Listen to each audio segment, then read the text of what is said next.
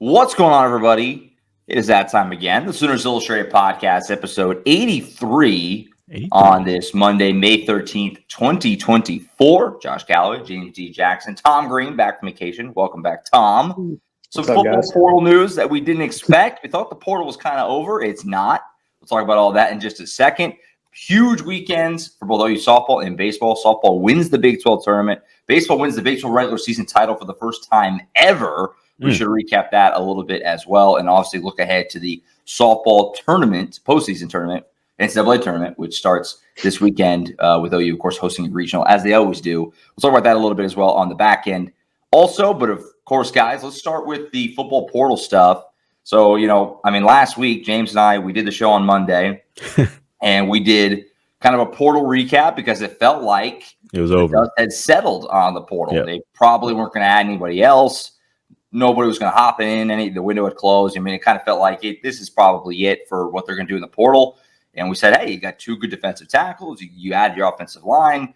You're in good shape. And then a few days later, Jermaine Lole from Louisville flips. He left and he went to Texas. So we'll kind of just talk about where OU can pivot to fill in the void. But the reaction for you guys, I know, Tom, you're on vacation, but, I was doing high school baseball on Thursday, and James texted our group chat, just – what the heck is this? And Lole just kind of flipped to Texas, really kind of out of nowhere. A bit of a tough blow here, especially considering of where he goes, which is obviously just right down the road in conference down to Texas. Yep. Yeah, I was actually enjoying my last dinner in Greece when I saw James's text pop up. I was like, well, guess I got something to talk about when I come back. Yeah. But yeah, no, I was as surprised as you guys were, I'm sure, because you don't see it feels like you don't see a lot of flips. Like once a guy transfers, they, get their paperwork done pretty quickly, and a lot of them enroll in classes relatively quickly, especially, this post-spring portal window where, the spring semester's over and, some of these guys already, got their degrees the semester before in some cases. So, and it's certainly for a guy who's about to be a seventh-year senior. You think, he doesn't have a whole lot to have to get straightened out before he gets rolling at his new school. So I was as surprised as you guys are. But look, kudos to Texas. I know our listeners don't want to hear that, but they played the game. You see Oklahoma gets Dominic Williams and you're like, hey, you start whispering in, Jermaine Lole's ears and tell him what's your role going to look like there. Like try to entice him to think twice, and it paid off for them. They got him to flip. But, hey, at the end of the day, if you're Oklahoma and you had to choose between Dominic Williams and Jermaine Lole, I think everybody's going to take Dominic Williams in that case. Don't get me wrong, Jermaine Lole's played, 1,800 career snaps, 28 starts across his career. He's been a little injury prone, so you don't know exactly what you're going to get. But he's a guy that would have provided a lot of experience to that room that, behind Dejon Terry doesn't have a whole lot of experience coming back from last season. And see, this is exactly what Brent Venables is trying to avoid a lot of times with the commitment process. Like he wants guys to fully finish doing all their visits, do everything that you can before you commit to OU, because these type of situations are, are shocking, confusing to a lot of people at the time it happens. And this is a brutal loss because of where he goes, as Josh said. Like to go to Texas of all places, that hurts a lot. This is a guy that Josh and I were talking about. We were like, these two guys coming in, they're going to help this defensive line. It's going to be one of the better units now. And you lose him. So now you can't act like it's not a big deal. It is a bigger deal. Now, the one thing for Jermaine is, as Tom said, he was injury prone throughout his college career. And so that was the one thing we were all kind of like, I don't know how it's going to work out, because he is a very high talent, but those injuries kind of pulled him back a little bit throughout his career. So it can go both ways. But in terms of what they were going to add with him, it's like that. Yeah, it's a bigger deal, and it's shocking. I don't even think we were ahead of this one. I don't think because it just came out of nowhere. So like usually when Oklahoma gets a commit under the Brent Venables era, he is committed. That's it, because he's not looking anybody else. So that was the strangest part of all of this. For sure, yeah. I'm with you. Is it end of the world, earth shattering? Obviously not. No, I'm not saying that. He wasn't going to start for you. He's going to be a rotational piece, but he was going to play. We talked about it multiple times. He was going to see the field, and he added depth that you really needed, and he added veteran depth that you really needed. We talk about that a lot of times too, of just don't have a ton of guys who have played a bunch of snaps in that, interior of the defensive line there. And he was a perfect fit for that. Just a reliable rotational piece that you could feel good about. Obviously got to keep him healthy, like you guys said, but you liked where you were at with Dominic Williams being a guy who probably was going to start for you along with Deshaun Terry. And now you just lose that. So, yeah, and then obviously the added twisting of the knife is the fact that it is to Texas, a team that you will play, obviously, this coming season. So you have to deal with that aspect that they got better while you took a hit. So is it end of the world? Obviously not, but it's not ideal either. It hurts. I mean, if we were sitting here in fall camp and he was still on the team and he suffered, a season-ending injury, I don't think anybody else would sit here and say, "Oh, the season they're cooked now. They've lost, Jermaine Lole." But we would all sit here and say, "This is not good. This is a backup guy." So I was going to put the proper context on it. It hurts. It's not end of the world, but it does hurt. Mm-hmm. Yeah, especially after you get Dominic Williams, which was such a massive, massive portal win for this team. But once you get Dominic Williams, it certainly lessens the blow of losing Jermaine Lole. But also, at the end of the day, you look at the rosters and the situations along the defensive line. Texas needed him more right now than Oklahoma did after getting Dominic Williams. Sure. And I'm sure that's what they sold him on. I'm sure they sold him on a nice NIL package too, and the chance to have a pretty significant role in his final season. But again, given the chance to Dominic Williams or Jermaine Lole, certainly you'd like to have both. But if you had to pick one, you're picking the freshman All-American who hasn't dealt with injuries in his career and can be a starter for this defense in the SEC. Mm-hmm. I mean, Josh, and we were already amazed that they got both guys at the time. We were like, man, this is crazy that they got both of them, because going into it, it was like we thought it was going to be one or the other anyway, And so this situation, the way it played out, was just it was strange all around. I think it was just out of nowhere. For sure. No, there was some thought, and then you loop in, Philip Blitty from Indiana. All three of those guys are kind of the main three, and it felt like for at least a little while, we'll probably just get one. Probably won't take two, and you're right. They end up getting two, and now they didn't. But it doesn't look like they're done here. So where can Oklahoma pivot? Obviously, now that you lose Lole, you still would like another defensive tackle if you can. Obviously, we're late in the process now in mid-May, but there is still some guys out there you could try to pick up. The most obvious is Brandon Lane. Now, Brandon Lane isn't the guy that we've really talked about on the show a bunch yet from Stephen F. Austin, but our VIP subscribers who also listen to the show, they're very aware of Brandon Lane because our own Colin Candy, who's been all over it, he reported back before Dominic Williams committed that he was a very viable option for Oklahoma if they didn't get Dominic Williams. Obviously, they did, so that kind of went on the back burner, but now with Lole leaving, it comes back up. So Brandon Lane comes from Stephen F. Austin. He was committed to Michigan State out of the portal and then decommitted, and he's been fielding offers. There's definite interest all around. He's very interested in Oklahoma. He's actually been to Norman, not in official visit capacity. The thought is, at least as of a few days ago, that would probably happen sometime this week. But he has some heavy hitters that are chasing him. I think Collins reported Colorado, USC. I want to say LSU. LSU, yeah. So there's some suitors for him, but this would be a pretty good pivot if you could find a way to bring him in. Some thoughts about Oklahoma trying to maybe bring in Brandon Lane and kind of supplement the back end of that defensive tackle room, which I think would be a pretty good little bounce back if that's the way it went. Yeah, certainly. If you can get him, and they've been in communication with him since I believe Colin said even before he decommitted from Michigan State. So he's someone that's been on their radar, someone that the coaching staff is familiar with and has had discussions with. But you look at what he did. I mean, Stephen F. Austin, it's an FCS team, but got an offer from Michigan State, committed to them. Obviously, a Big Ten program. But he's a guy that played 405 snaps last season, had 11 pressures. He started 7 games. I think he dealt with some injury late in the season because he only played a few snaps those last couple games. But had 28 tackles, 17 stops, which is what you want from a defensive tackle, especially at the line of scrimmage. The big question is, always when you have a guy coming up from whether it's a G5 to Power 5 or FCS in this case to Power 5, it's like, how is that game going to translate to the higher level?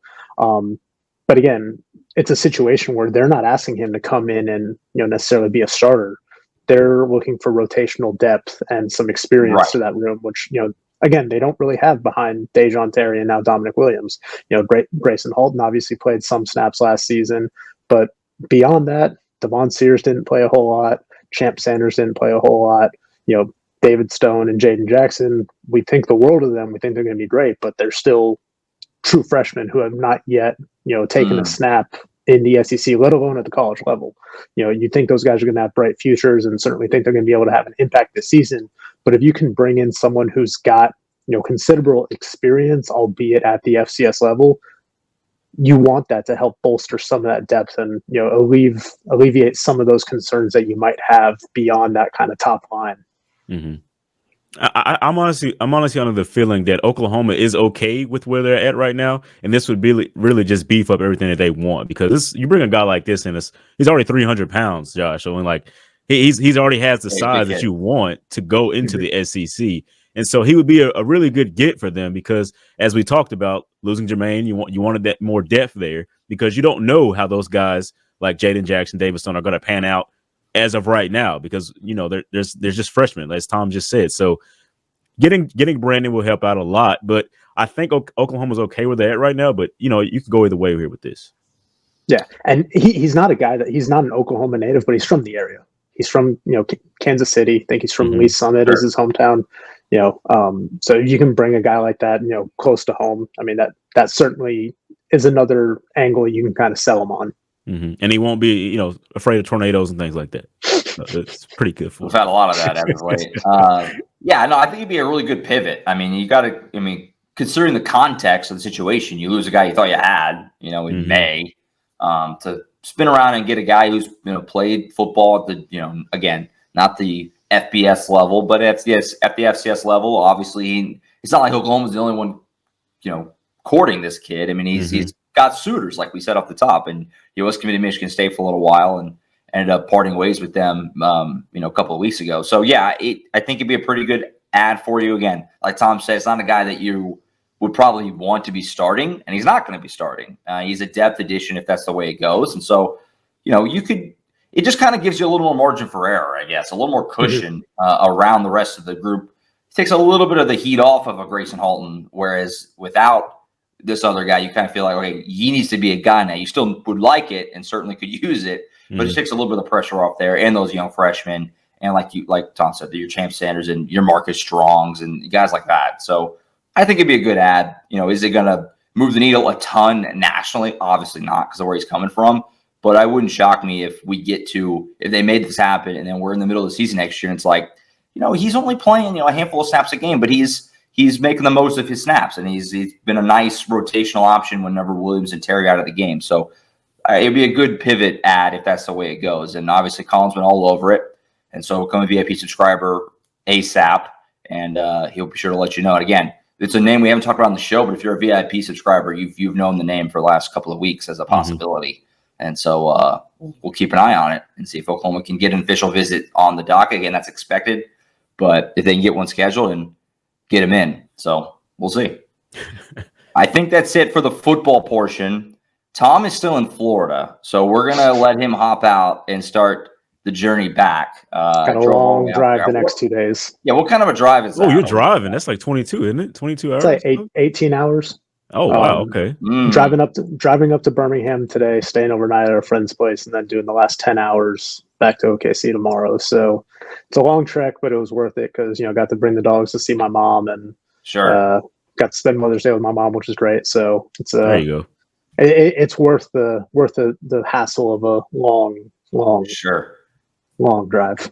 Whenever I was in college at OU, we drove to Morgantown one time, and it was about the same. I think like 18 or 19 or something. So it's something. You do a drive. You see the whole world. It feels like on a drive like that.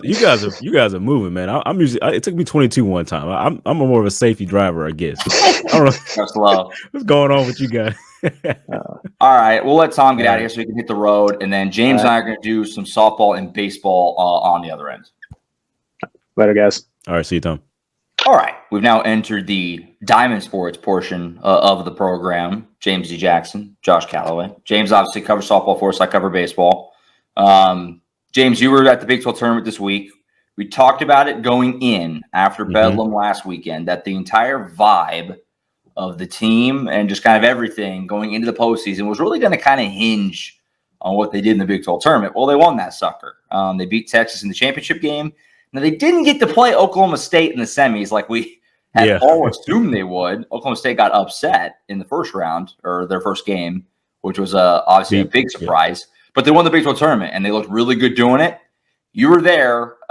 It's just a couple of games, but, man, it sure feels like the vibes have kind of flipped. Is that the sense that you got this weekend, that they kind of found a little something this weekend? Maybe they're ready to go on another run at this thing. What was kind of your thoughts coming out of OKC this week? Man, I think it's one of those things, like, when you've already done it so many times, like, there's an added bonus to how you play in these big games. Like, that you could tell, like, Oklahoma, like, just looking at the championship game against Texas was the higher ranked seed. They were the number 1 seed. They were a higher ranked team overall. You could tell Oklahoma had it going for them from the very beginning. It's like the attitude and the motivation looked a lot different for Oklahoma than it did for Texas.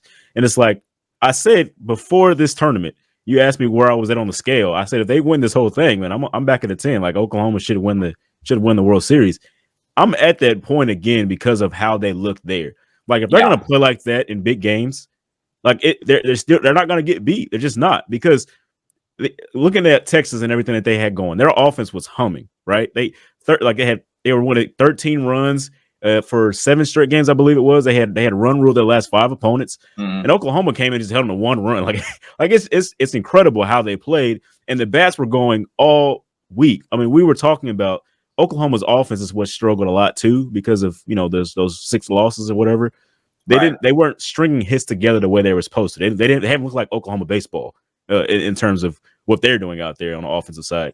They didn't look like that until this weekend, where they run ruled BYU in the first game, and then run with Kansas in the first game, then run with BYU in the second game, and then put it on Texas. So it was like they looked very, very strong, and it looked like the past Oklahoma teams, which is what Patty Gasso said. It was like, we look like the teams that we used to be described as, is how she put it. It was like, yeah, it makes perfect sense.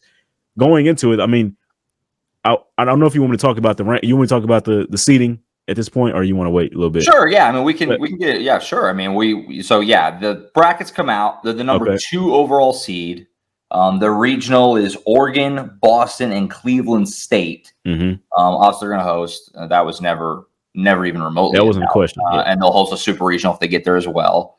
So here's some of your thoughts there. That they're number 2. Texas is number 1, which it's like they just played. I know they had a series earlier, so they split 4 games this year. This is my point, and that's my point right there. It's weird. Yeah. How do you split the series with the team? Basically, you split the series with them.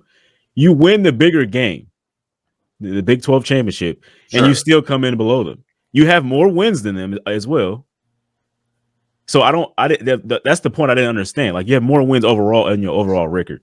You have more wins in Texas as well. That's the point I didn't understand of why they were ranked number 2. Like, we kind of seen this earlier with women's basketball, where Oklahoma women's won the regular season tournament. I mean, the regular season Big 12 championship, and Texas won the tournament, and it's flip flopped here. Why is it changed? I guess it's different committees and things like that. Obviously, that can play a part, but it was just a little bit weird. But anyway, Oklahoma's going to host Cleveland State. That's a game they should win easily and handedly. And they get a field with a team like Boston, who comes in red hot, who's on 26-game win streak. I'm looking at their record, like they're 52-4-1. I'm like, oh, okay, wow.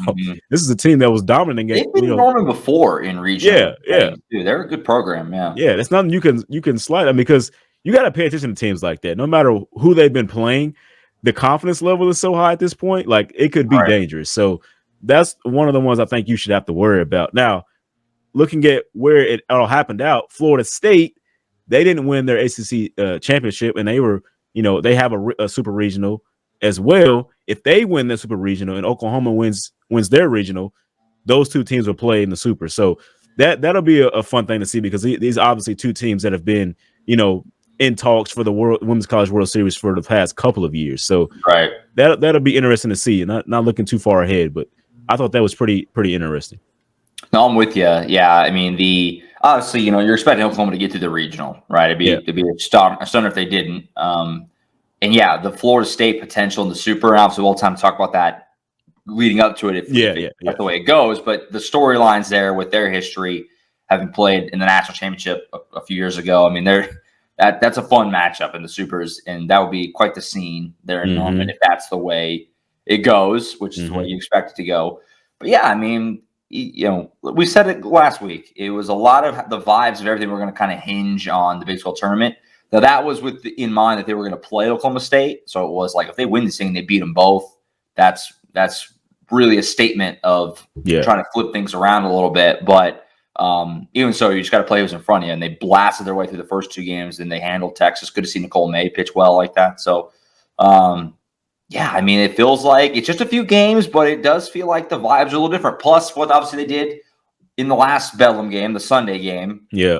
So it feels like they got it going a little bit, and we'll see if they can keep that going through this weekend. If they go dominate the regional and just blow their way through it like they usually do, it's going to be hard not to think like, okay, they might be kind of back to what they usually are. So it's kind of crazy also that they had this season where the talk around here obviously has been this down year. It's six losses. And they're number 2. There's only 6 losses. Could argue number 1. Yeah.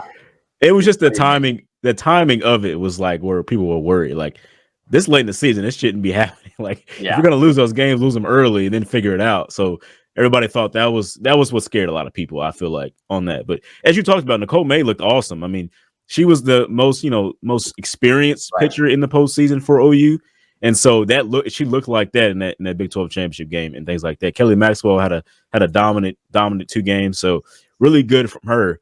But I want to talk about Ella Parker, man. Most outstanding player as a freshman. I mean, the future is bright for OU. Even after this senior class, who is the greatest senior class in softball history, you look at everything that they've done. When they leave, they pass on the torch to Ella Parker and Cassidy Pickering and things like that. And obviously, it's bright as long as those girls stay, obviously. But it's bright because Ella Parker does not seem to be afraid of the moment at all. Like, she's all the way up to the number 2 batter at this point in the lineup. Just being there, it seems like she's going to be there for the series. I think Patty Gass is going to keep it that way because she's been so effective at that spot, and the offense has been humming since she's been there. So it was amazing to see that she's able to do that. Cassidy Pickering had looked good throughout the tournament until the final game. She had her little lulls there, but you expect a lot from these two.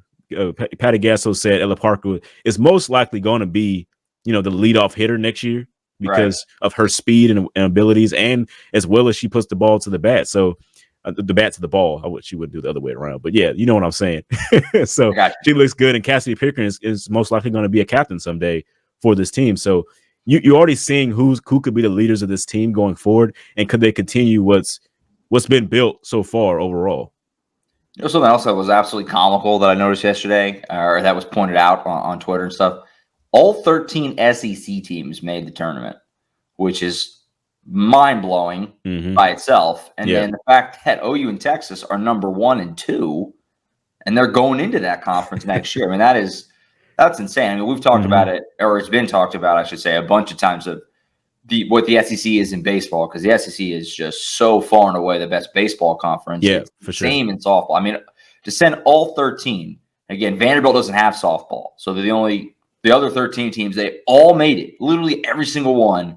And then number 1 and 2 are OU and Texas going into that league next year. That's insane. And just like football, just like baseball, softball is going to be the benefit of having massive series like every weekend next year. And that's going to be really fun. And so just another little fun thing to look ahead to. We got the whole postseason, but to look ahead to next year, just it's so ridiculous to have every team make it, and then the 2 best teams of that group next year will be OU and Texas. Unbelievable. Looking forward to that. Who knows? We may see some movement with that because college sports are a lot different now. Maybe some of those players might make a move. OU Texas look pretty good. So that's pretty fun. That's a pretty fun thing to look at. Yeah. True. So tournament starts this week. The regional starts on Friday. It'll be at Love's Field. James will be there. And we'll have lots of tournament coverage throughout the postseason into, obviously, the Women's College World Series in Oklahoma City in June, assuming Oklahoma gets there, which, we're expecting them to. They live there. And so going to be a fun next 3-4 weeks as they try to go for 4 in a row, which is just outrageous. So we'll see. Lots of coverage coming from James this week on the softball front, so be sure to join on the site and keep up with it all week long, all postseason long, just as he has all season long. Shifting over to a little bit of baseball on the back end.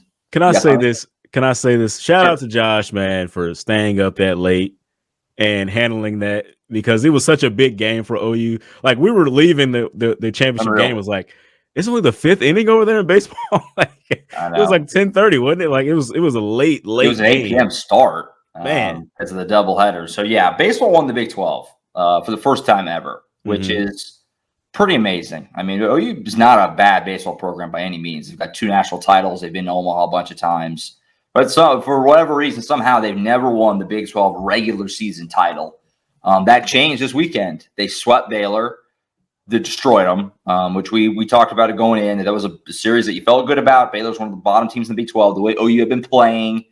And they did what you do. They just smacked them around. They scored 19 runs on Friday, 9 runs on the first game Saturday, then 19 again in the second game on Saturday night. John Spikerman is on another planet right now. He's batting .407 after Saturday's doubleheader, where he had 6 hits in the 2 games. .407. I'll repeat that. They are a buzzsaw offensively unlike anything I've ever seen. Everybody's fast. Everybody has power. Bryce Madron had an inside the park grand slam, which was unbelievable. Yeah, that was all over socials. It's just insane. I mean, that's insane. And this stats, I want to credit the Mainline podcast. They tweeted out some of these stats. I was just looking at them because it's just to put into context what this offense is doing. The offense is on another just galaxy. Like, it's crazy. They have 55 more runs than the next closest team in the Big 12. 55. Man. That's such a gigantic number. They're the only team batting over 300, and they're batting 326. They're the only team over 300, and they're batting 326. Like, do people comprehend what the offense is doing? They're the fewest strikeouts in the conference. They also lead the conference in triples and doubles. It's crazy what they're doing offensively. It's going to all come down to the pitching, which we talked about a bunch of times.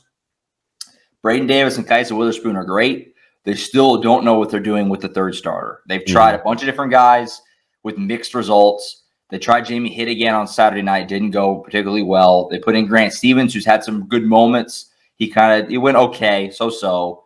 You know, they're still trying to figure out that third starter. The bullpen is in the best place it's been. It's still not a lockdown 100%, no doubt about it, but it's in the best place it's been. Dylan Crooks is pitching really well right now, especially, and Malachi Witherspoon is slid into that closer role and doing a great job. But the offense is just so good, and they play great defense. Team is really good. I've said it a bunch of times. It certainly hasn't changed. Why would it? I think they're capable of Omaha. They're one of the best teams. They won the Big 12. They're going to host a regional for the first time in like 15 years, practically. They have a chance to get into the top 8 and host a super regional too. They got a little bit of work to do. I think they still need to finish. They still need to run through the finish line here, like probably maybe sweep Cincinnati this coming week and at least go deep in Arlington, the Big 12 tournament. But they have a chance at it. The team is really fun. I mean, fans realize it. And the parallels to that 2022 team are apparent and abundant. I asked John Spikerman on Saturday night about the 2022 team because he's one of the few guys on this team who was a big part of that team. And he said, look, I feel like this team is more talented than that team, which was a big statement. That's a big, yeah, I'm about to say. Statement. And that they have the mojo and the love for each other and all that like you need to have to do it. And then he's seen it, right? He did it once.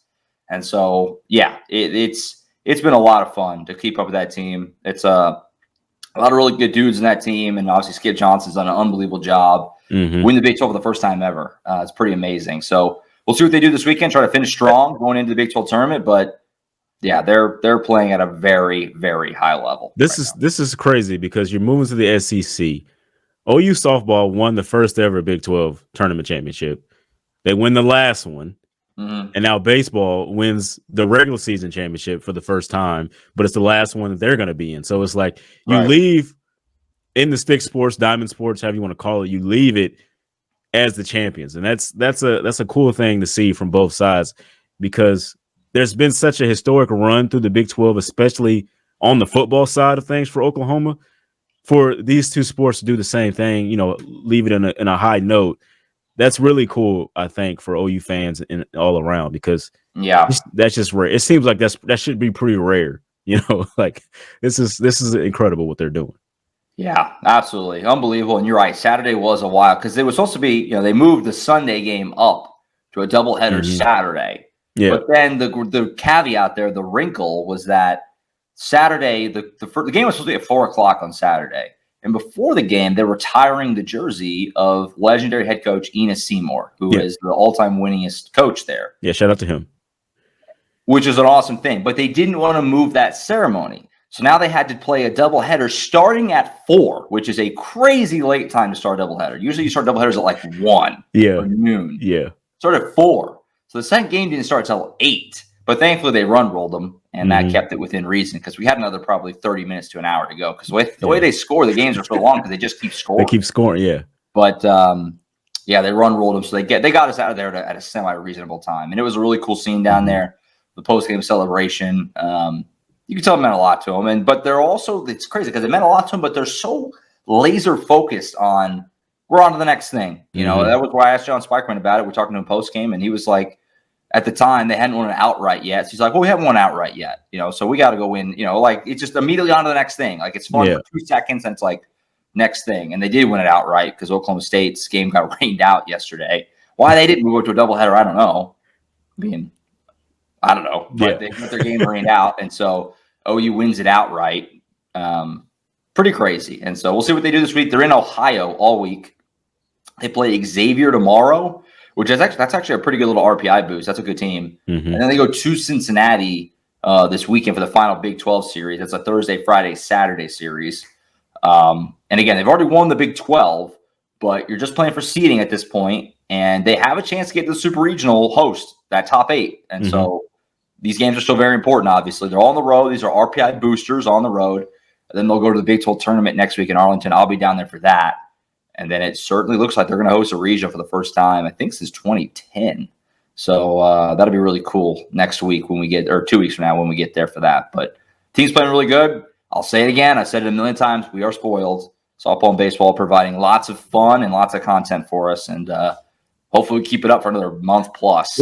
So where are you, I feel like I should re-ask the question now because I asked you what were you at on rating-wise if you could win this thing, win this regular season championship.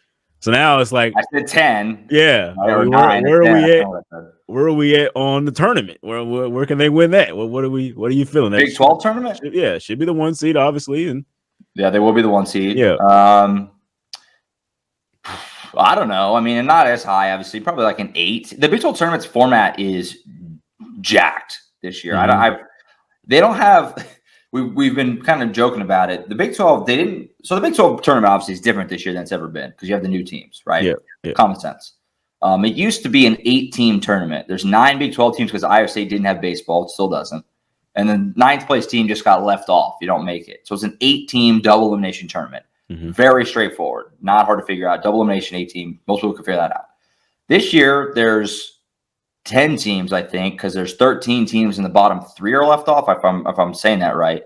And trying to read the Big 12's like explanation thing for how it works, because they don't have a bracket up. It's just like a written explanation, and it is your brain leaks out of your ear reading.